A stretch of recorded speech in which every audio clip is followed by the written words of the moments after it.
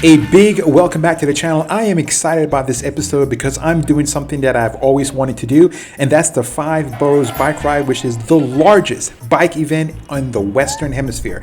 We start out in Manhattan and we are going to hit all 5 boroughs of New York City by the end of the day, and that's about 40 miles. They shut down all the roads for us.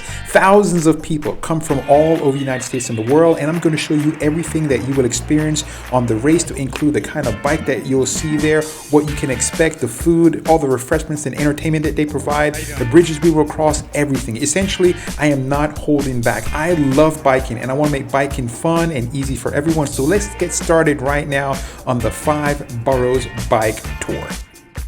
There are likely 2 major challenges that you'll face regardless of whether you live in New York or if you're coming from out of town like I am, but the first is going to be parking. Now, if you're a native New Yorker, you'll probably know exactly where to park and where to go. However, if you're from out of town, you'll have to navigate a new environment, especially with your bicycle on early morning, so that could be a challenge.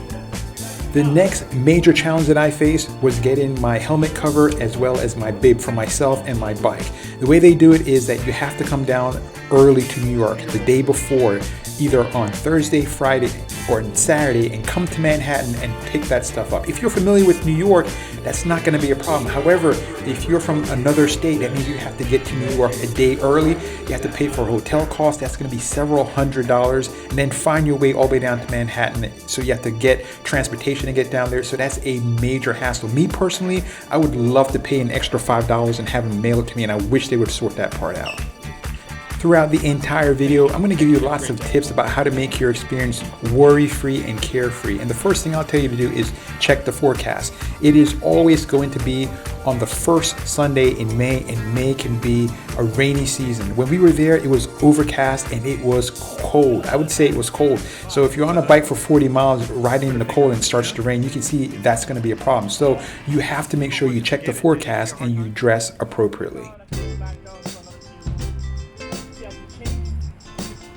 One of the challenges that you might encounter, especially if you're from out of town, is getting your bike there. And one of the good things that they have is that they rent bikes. So that's one less thing you have to worry about. So all you have to do is figure out how to show up and then rent the bike and then turn it in at the end of the race. And when you turn the bike in at the end of the race, it's not going to be nearly as hassle try to get your bike back to your car or get it to wherever you have a hotel room. When they first started this race many years ago, it was 250 riders. Now it's up to 32,000. With that being said, all 32 riders can't start all at the same time, so they break it up into different waves. Waves 1, 2, 3, so and so forth. So you get together with your wave, then you go down, you wait forever, and then you eventually start riding all together as a group.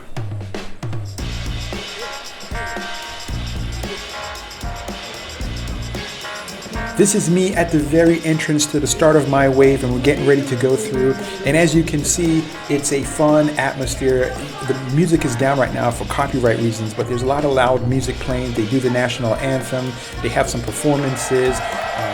Whoever's sponsoring the bike, has to say something about that. And then finally we get started, and this is what my start wave looked like. There were 2 other waves ahead of me. I recommend, if you want to ride slow and just experience the event at your own pace, get one of the earlier waves. We started off in Manhattan, New York, and Manhattan is usually a bottleneck for traffic. No matter where you go, what intersection you're in, it's always a lot of traffic. And as you can see, there's hardly any traffic in the area. And as you can see, we passed some iconic things. There's Radio City Music Hall. A lot of these people who are standing on the sidelines, they had no idea that a race was today. So all of a sudden, they see thousands of riders coming by. So you'll see a lot of people waving at you. There are a lot of tourists around, and there are native New Yorkers who are hating us because we're causing a major problem for them. But it is a fun atmosphere. It feels like when you are a rider in this race, like you are doing the right thing and all the cars are in error. Throughout the entire ride, you're going to see a ton of onlookers, people with their cell phones out trying to photograph you and take pictures and all that kind of stuff, because they have no idea what's happening. All they see is tons of riders. You see this person with a Jamaican flag cheering somebody on. So there are family members out there too as well, but it is a electrifying event. And there's also going to be pedestrians. Many of them will wait for you, but some will get tired of waiting on the side and will walk out in front of your bike. So you always have to be mindful. Even though they close down the roadways, there are people who are going to walk in front of you. Now, having said that, they do stop the race. So it's not a continuous ride, and they allow pedestrians to cross. So if you are of the mindset that you're just going to ride and you're not going to have any impediment, that's not going to be the case at all.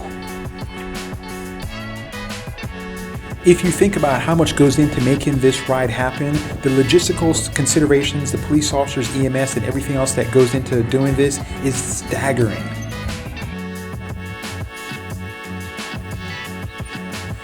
Doing this ride may certainly be fun, but it is far from free. If you want to register as an adult, expect to pay about $165. As a child, you're going to pay just a little bit less.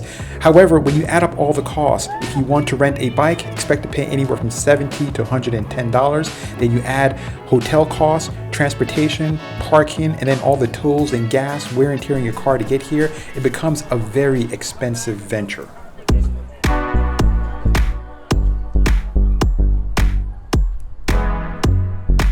In a moment, we're going to go through Central Park and we're going to see what that looks like. And I love the fact that the Five Boro bike tour takes you through different parts of New York. I've never been to Central Park before, so going here was a big deal for me. Now, if you're thinking about doing this ride, I highly recommend you give it a try. In fact, in my opinion, most able-bodied people should be able to do the ride without prep. Now, having said that, that does not mean it's not going to be a challenging ride. However, it can be done.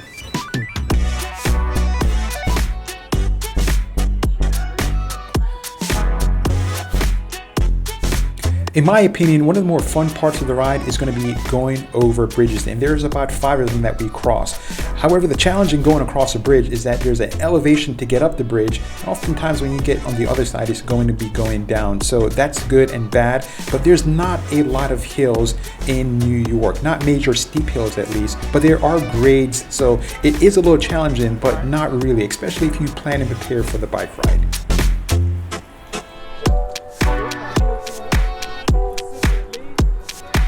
In the earlier segment, I said that most able-bodied people should be able to do this ride, and I still hold true to that. And the reason why is because you can ride at your own pace. You can take as many breaks as you feel. So if you want to do this at a fast pace, you can. But remember, it's not a bike race, it's a bike ride. So there's plenty of times for you to take break, and overall, it's a slow ride. I was able to get done in about 3.5 hours, and the pace in general, again, is not very fast, so you absolutely can do it. Now, as far as who you'll see there are biking teams there and there are groups of riders that ride together. However, for the most part, it wasn't like that at all. There were people of all different race, genders, ages. There were even a few kids there. However, there weren't as many kids as I would expect to see, but it was mostly adults that were riding, mostly men, but there were a mixture of folks from all over, it seems.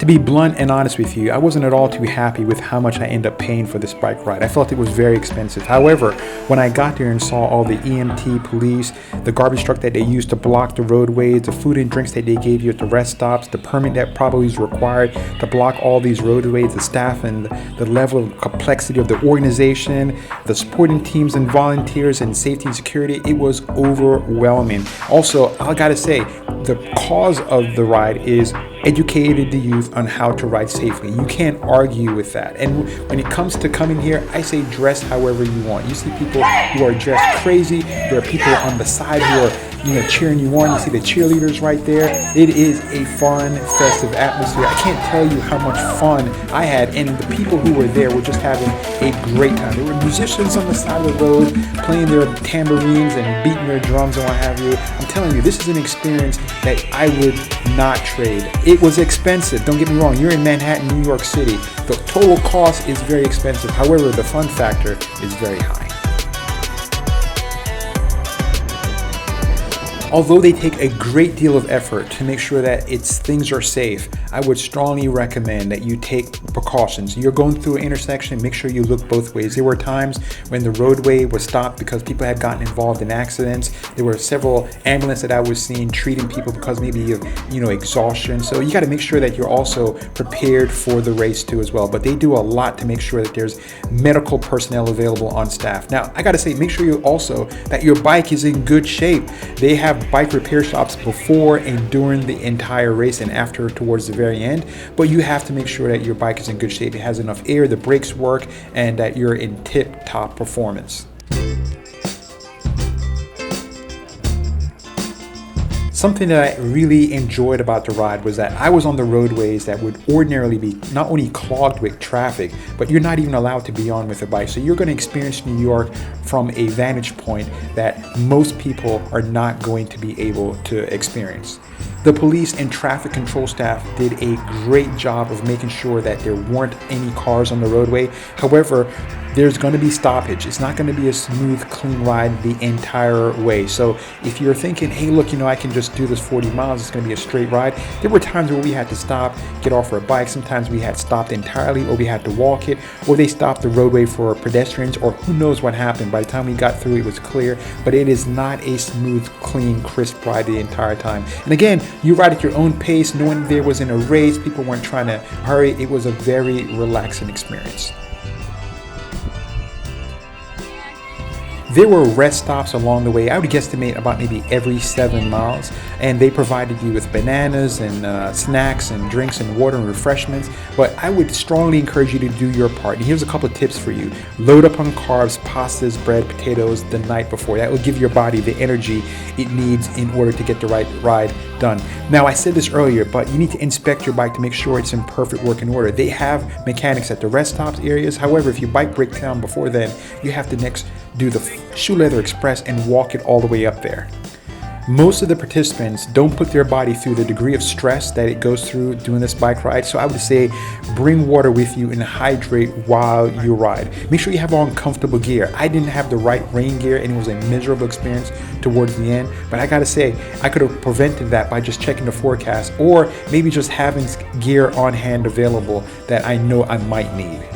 Now, the ride is fun, so I encourage you to pace yourself. Go at your own pace. Don't be inclined to try to follow the people in front of you. Go as fast or as slow as they go. Go at your own pace. If it's a little bit too stressful, slow down. If you feel you're going too slow, speed up, but go at the pace that's right for you.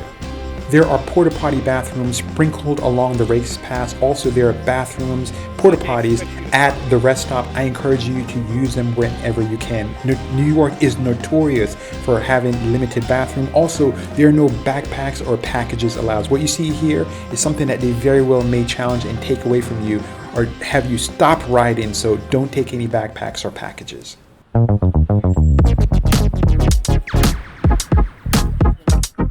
When it came to safety, I felt perfectly safe. There was lots of people who were checking you as you were entering the bike area, and also there was security all along the entire bike route. However, I feel you have to help law enforcement however you can. Keep your head on a swivel. If you see something, say something.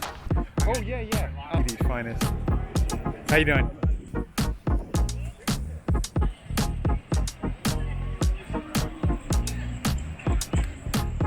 In the next few segments, I'm going to show you what some of the porta potty stations look like along the bike path as well as at the rest stop.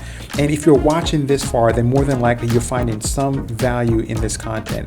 One of the ways you can help my channel is simply hitting the like button. That will help other people just like you find my content. And if you have a question or concern, please leave it in the comment section. I'd love to hear from you. Throughout this ride, I was on a 21 speed Fuji road bike and I had no problems whatsoever. As far as the bike that's best for this ride, I would say a road bike, in my opinion, is going to be the best. However, a hybrid bike is going to be just fine too as well. I would not mess around with a mountain bike. It will kind of slow you down and make it just a bit, I would say, much harder. However, there are these CTI bikes that you can rent. I would think that no one would rent or use one of these because they're 40 pounds. However, I saw a variety of different bikes. As you can see, those city bikes that you can rent for, a couple dollars a day, people were riding those. They were riding a lot of different biking contraptions that I don't even know what to call them. However, the point is that there was a lot of different bikes. There was electric bikes. There was bikes that required you to pump with your hand. That's not even a bicycle what you're looking at right now. So if you have something and it has wheels, apparently you can do this race.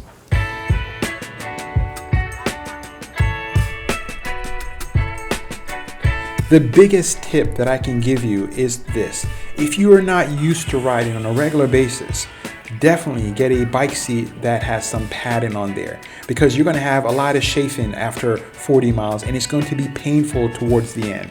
I had a great time. I think if you do this race, you'll have a great time too, especially if you're not from the city. At the very end of the bike race, or I should say the bike ride, there is a fun party atmosphere. I'm not going to show it to you because it rained and I didn't want my camera to malfunction and stop working. However, it was a terrific ride. I'm going to do it again next year and I can't wait. I hope to see you there.